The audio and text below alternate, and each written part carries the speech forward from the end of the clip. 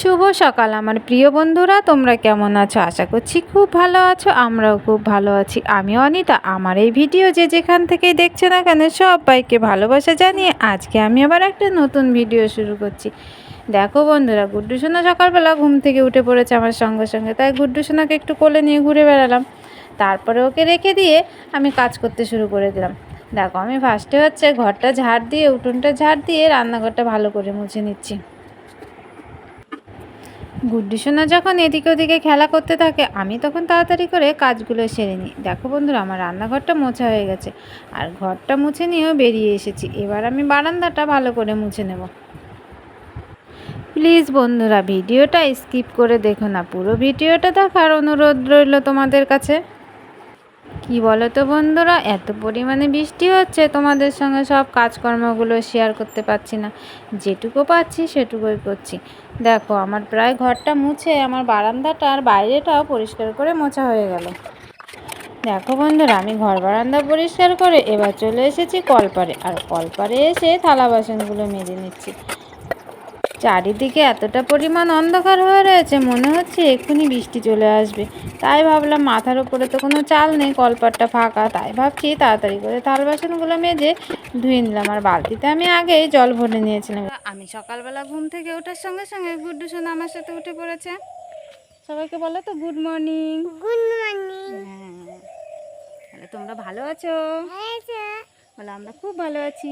চলো বন্ধুরা, গুড্ডু সোনাকে মুখ ধুয়ে নিয়ে আর খাইনি, তারপরে দেখা হচ্ছে পরে তোমাদের সঙ্গে। দেখবি? হ্যাঁ। এটা কে? এটা কে? এটা বোম্মা। ভ্যা ভ্যা ভ্যা ভ্যা করে। ওদিকে দেখো বন্ধুরা, আমি সব কাজকর্ম সরে চাটা করে নিলাম, আর চাটা সবাইকে কাপে কাপে দিয়ে দিলাম। আর বাটিতে নিয়ে নিয়েছি মুড়ি, আর গুড্ডুর জন্য নিয়ে নিয়েছি কমপ্লান। দেখো, আমার মা বসে রয়েছে এখানে, আর এই সাইডে দেখলে সেই বয়স্ক দিদিভাইটা বসে রয়েছে। আর আমাদের বাড়িতে ছিল একটা কাকিমা, তাকেও বললাম বসো একটু চা খেয়ে নাও। তাই কাকিমা ওখানে বসে পড়লো চা খাওয়ার জন্য। তাই চাটা খেয়ে আমি চলে গেছিলাম রেশন আনতে। তাই রেশনটা নিয়ে এবার বাড়ি চলে এসেছি। আগের সপ্তাহে তো আমাদের রেশন তোলা হয়নি, আমি ছিলাম না, তাই মা যেতে পারিনি। তাই আমি সাইকেল নিয়ে গিয়ে দেখো রেশনটা তুলে নিয়ে এসে, আর রেশনে না প্রচুর পরিমাণে ভিড় হয়েছিল। আমাদের দিয়েছে চাল আর আটা, আর আমি বাজার থেকে আসার সময় নিয়ে আসলাম একটু কুমড়ো। রেশন তুলে চলে আসার পরে ভাবলাম গুড্ডু সোনাকে একটু সুজি রান্না করে খাইয়ে দিই। তা গুড্ডু সোনাকে খাওয়ানোর পরে ভাবছি কী রান্না করব। তাতে দেখেছো আগের দিনে সেই চিংড়ি মাছগুলো কাকিমাদের ফ্রিজে রেখে দিয়েছিলাম, তাই আমাদের জমি থেকে কুমড়ো শাক তুলে নিয়ে আসলাম, আর এখান থেকে তুলে নিচ্ছি কচু শাক।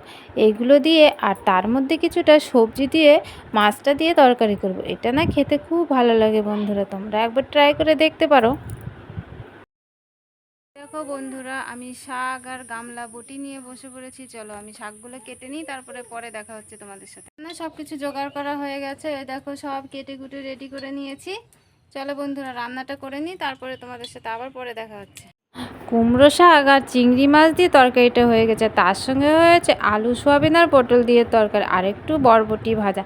তা চলো বন্ধুরা, এবার খাওয়া দাওয়া করে নিই। দেখো, আমি আর আমার মায়ের জন্য ভাত বেড়ে নিয়েছি, তাই এবার আমরা খাওয়া দাওয়া করব। আর বন্ধু, ভিডিওটা এখানে বড় করছি না, আজকের মতো ভিডিওটা এখানে শেষ করছি। দেখা হবে পরবর্তী ভিডিও।